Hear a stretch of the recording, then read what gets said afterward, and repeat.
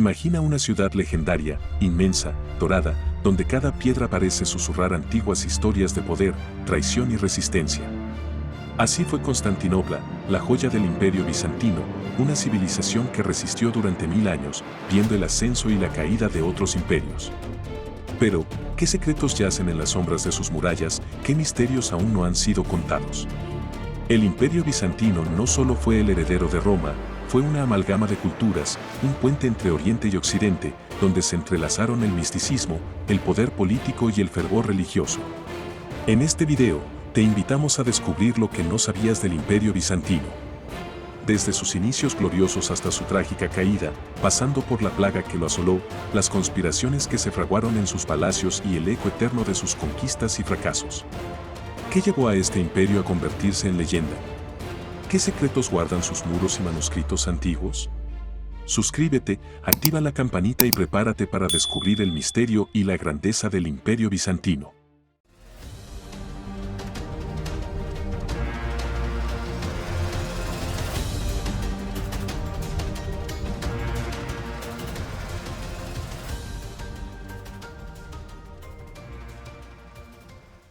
Los orígenes del Imperio Bizantino.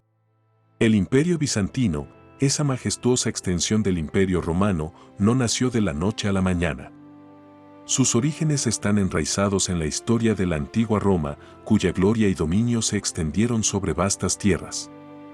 Sin embargo, el Bizancio que conocemos comenzó a tomar forma en el año 330 después de Cristo, cuando el emperador Constantino I decidió trasladar la capital del Imperio Romano al este, a una antigua colonia griega llamada Bizancio. Así, esta ciudad se convirtió en la nueva Roma, y pronto, el mundo la conocería como Constantinopla, un centro político y cultural que marcaría la historia de Oriente y Occidente. Constantino y la fundación de Constantinopla. Constantino, conocido como Constantino el Grande, es una de las figuras más determinantes en la creación del Imperio Bizantino. Su visión era la de una Roma renovada y estratégica, lejos de la decadente Roma occidental. Constantinopla fue construida sobre una ubicación geográfica estratégica, rodeada por agua en 3 lados y con murallas fortificadas que la protegían de invasiones. Pero más que una ciudad militar, Constantinopla fue creada para ser la ciudad de Dios, un lugar donde la fe cristiana y el poder imperial se entrelazaban. Fue aquí donde Constantino se convirtió en el primer emperador romano en abrazar el cristianismo, un cambio que resonaría en la cultura bizantina por siglos. El impacto del cristianismo. Un aspecto que hace único a Bizancio es la religión. Aunque Roma había sido politeísta, Constantinopla sería la primera capital de un imperio cristiano.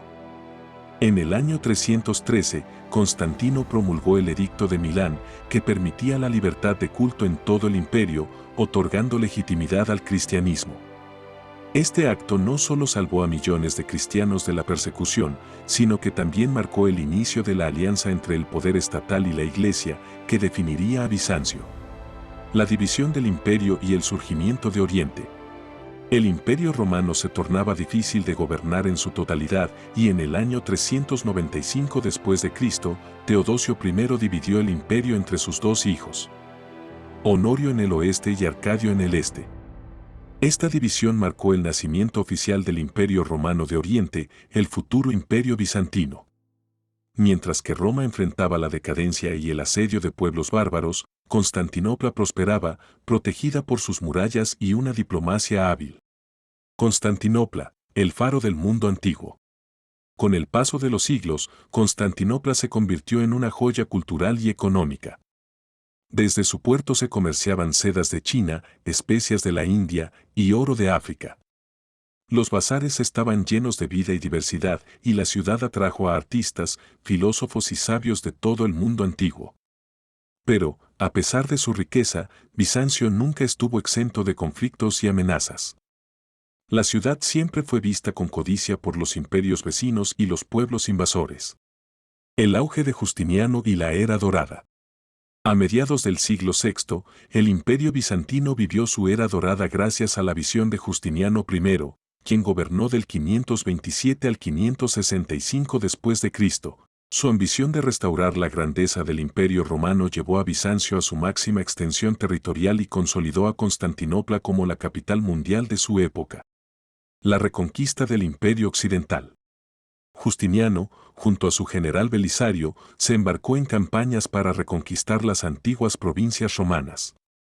Entre el 533 y 554 después de Cristo, lograron recuperar territorios clave, el norte de África de los vándalos, Italia de los ostrogodos y partes de Hispania. Aunque costosa en vidas y recursos, esta expansión fue una hazaña que casi devolvió a Roma su antigua gloria, aunque debilitó la economía y la estabilidad del imperio. La lealtad de Belisario a Justiniano era tan fuerte que se dice que, el emperador temiendo su poder, ordenó que lo dejaran ciego y condenaran a la pobreza. Esta leyenda, aunque disputada, ilustra las complejas intrigas de la corte bizantina. Santa Sofía, el símbolo de Bizancio. Después de sofocar la revuelta de Nica en el 532 después de Cristo, Justiniano ordenó construir la imponente Basílica de Santa Sofía. Con su cúpula monumental y diseño innovador, Santa Sofía fue la iglesia más grandiosa de su época, uniendo arquitectura y fe. Su construcción representaba no solo la fe cristiana de Bizancio, sino el poder y la magnificencia de Justiniano. Se dice que, mientras contemplaba la finalización de Santa Sofía, Justiniano exclamó: «Salomón, te he superado». La construcción no solo era un hito arquitectónico, sino una afirmación de la supremacía de Bizancio y su religión. La peste de Justiniano, la sombra de la gloria. En 541 después de Cristo, una devastadora plaga se desató, debilitando al imperio.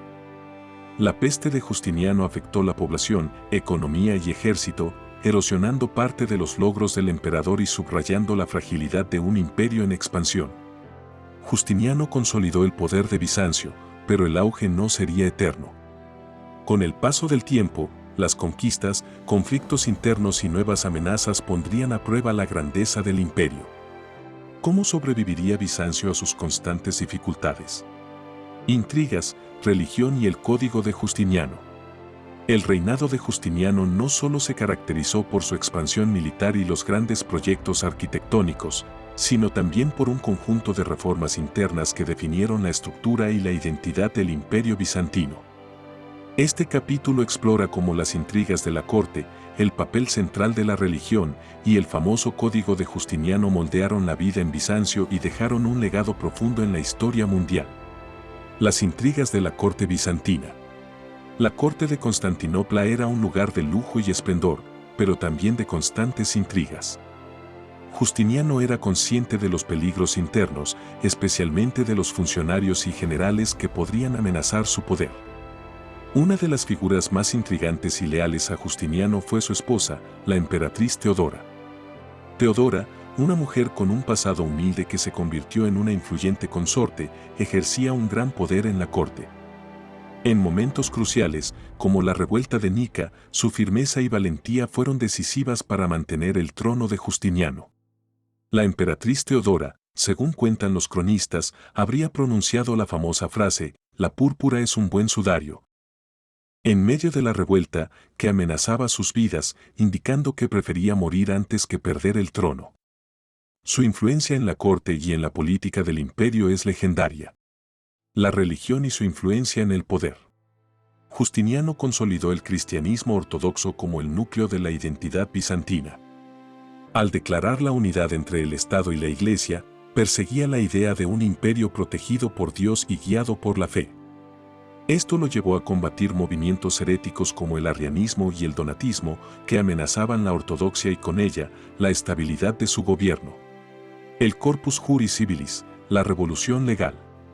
Entre sus logros más notables, Justiniano promulgó el Corpus Juris Civilis, o Código de Justiniano, una compilación y sistematización de las leyes romanas. Esta obra monumental, completada entre 529 y 534 después de Cristo, fue crucial para organizar un imperio tan vasto y diverso bajo un conjunto común de leyes. El código abordaba derechos civiles, justicia penal, comercio, estableciendo normas claras y promoviendo una base de justicia uniforme en todos los territorios. Este cuerpo legal no solo ayudó a consolidar el poder de Justiniano, sino que también dejó un legado perdurable, pues sirvió de base para los sistemas legales de Europa Occidental durante siglos. Justiniano, en su intento de restaurar el esplendor de Roma, creía firmemente que el derecho romano no debía perderse. Sin embargo, su compilación no solo preservó las leyes romanas, sino que las adaptó a los tiempos, eliminando leyes obsoletas y unificando criterios en el imperio. La magnitud de esta obra fue tal que hoy es considerada uno de los pilares de la tradición jurídica occidental. Herejías y divisiones religiosas. El Imperio Bizantino vivió una época de intensas divisiones religiosas que afectaron tanto la política interna como la estabilidad del imperio. La adopción del cristianismo como religión oficial trajo consigo debates profundos sobre doctrinas que definirían la identidad religiosa y cultural de Bizancio. Desde el arrianismo hasta el monofisismo, el imperio se vio envuelto en conflictos teológicos y disputas sobre la verdadera naturaleza de Cristo, la relación entre Iglesia y Estado y la unidad de la fe en todo el territorio. Uno de los desafíos más importantes fue el arrianismo, una doctrina que negaba la divinidad plena de Cristo. Aunque combatida y declarada herética en el Concilio de Nicea en el 325 después de Cristo, esta herejía persistió y fue adoptada por algunas tribus germánicas que amenazaban las fronteras del imperio. La influencia de estas doctrinas entre los bárbaros complicaba las relaciones del imperio con estos pueblos, quienes, aunque cristianizados, rechazaban la ortodoxia de Constantinopla. A mediados del siglo V surgió el monofisismo, que sostenía que Cristo tenía una sola naturaleza divina, en contraste con la doctrina de la doble naturaleza establecida por el Concilio de Calcedonia en 451 después de Cristo. Este conflicto doctrinal dividió profundamente al imperio, en especial a las provincias orientales, como Egipto y Siria, donde el monofisismo ganó gran popularidad. Los monofisitas se veían a menudo como opositores del poder central y en algunos casos, como una amenaza para la estabilidad del imperio. La defensa del monofisismo en algunas provincias fue tan ferviente que el emperador Justiniano intentó, sin éxito, reconciliar a las facciones religiosas. En un acto que muestra la gravedad de estas divisiones, Justiniano llegó a destituir y exiliar a patriarcas y ordenó torturas y persecuciones a quienes se negaban a aceptar la ortodoxia calcedoniana. Los monjes y fieles enfrentaban brutalidades por defender su creencia, una muestra de cómo la religión se convirtió en un asunto de vida o muerte. El papel de la emperatriz Teodora. Teodora, esposa de Justiniano, fue una defensora secreta del monofisismo, a pesar de la política oficial del imperio. Utilizando su influencia en la corte, Teodora protegió a los monofisitas perseguidos y trabajó en la sombra para moderar la postura de su esposo. Esta doble dinámica entre Justiniano y Teodora representaba las complejidades y tensiones dentro del mismo núcleo de poder imperial. Si bien Justiniano intentó la unidad a través de la ortodoxia, la emperatriz revelaba cómo incluso los líderes más poderosos podían estar divididos en sus creencias. La pérdida de la unidad religiosa. Las divisiones religiosas también fragmentaron la identidad cultural y política de Bizancio. Mientras que el cristianismo ortodoxo trataba de consolidarse como la fe oficial, la falta de unidad religiosa debilitó al imperio, afectando su cohesión y su resistencia frente a amenazas externas.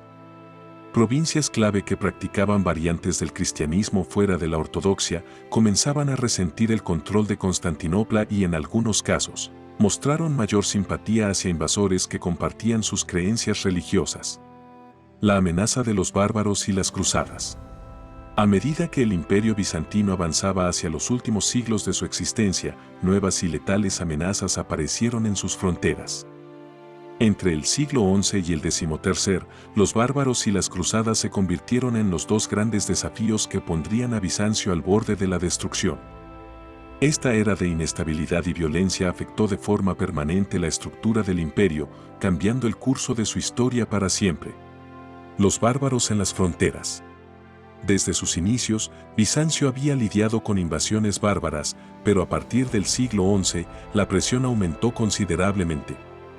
Los turcos selyúcidas, recién convertidos al Islam, avanzaban desde el este, ansiosos por expandir su territorio.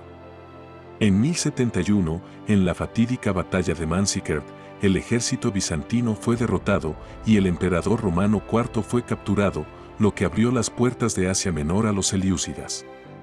Esta región era una de las más prósperas del imperio, y su pérdida marcó el inicio de una larga decadencia económica y militar.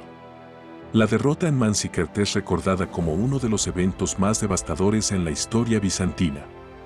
Tras la captura de Romano IV, el imperio cayó en una crisis profunda. Dicen que el emperador suplicó por su vida ante el sultán Alp Arslan, lo que fue un golpe simbólico a la dignidad imperial. Después de esta derrota, Asia Menor, el corazón económico y militar del imperio, quedó indefensa y Bizancio se vio obligado a ceder territorios cruciales a los invasores turcos. Las cruzadas y su impacto en Bizancio. Cuando los turcos selyúcidas capturaron Jerusalén, el Papa Urbano II lanzó la primera cruzada en 1095, un llamado a los cristianos de Occidente para retomar Tierra Santa. El emperador bizantino Alejo I Comneno solicitó ayuda militar de Europa, esperando apoyo para repeler a los turcos. Sin embargo, las cruzadas se convirtieron en una espada de doble filo. Aunque algunos cruzados ayudaron a recapturar territorios perdidos, otros vieron en Bizancio una oportunidad de expansión y saqueo. La Cuarta Cruzada de 1204 fue el golpe más traicionero. En lugar de dirigirse a Tierra Santa, los cruzados desviaron su ruta y atacaron Constantinopla. La ciudad fue brutalmente saqueada y muchos tesoros bizantinos, incluidas valiosas reliquias religiosas, fueron robados y enviados a Europa Occidental.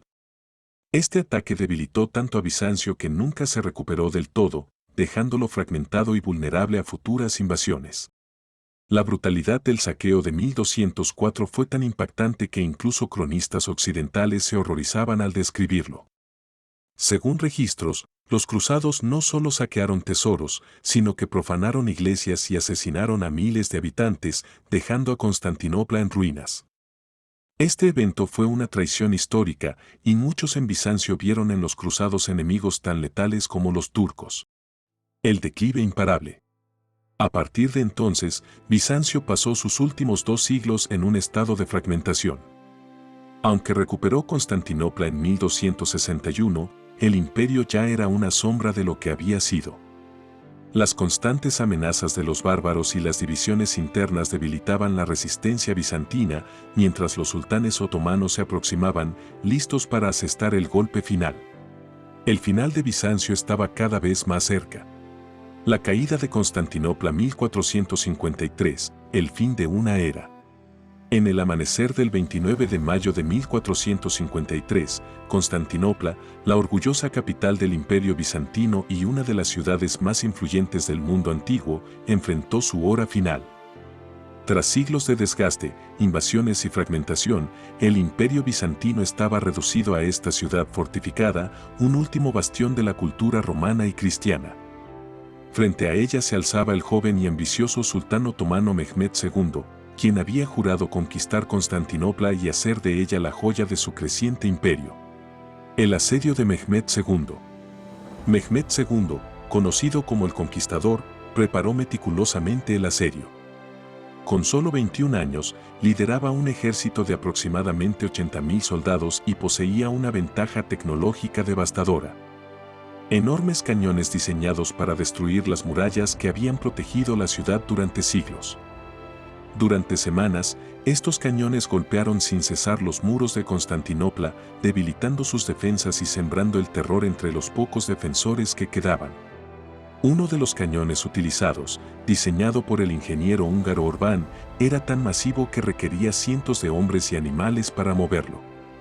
Este enorme cañón podía lanzar proyectiles de piedra de más de media tonelada, haciendo que cada impacto resonara en toda la ciudad y debilitara sus murallas legendarias.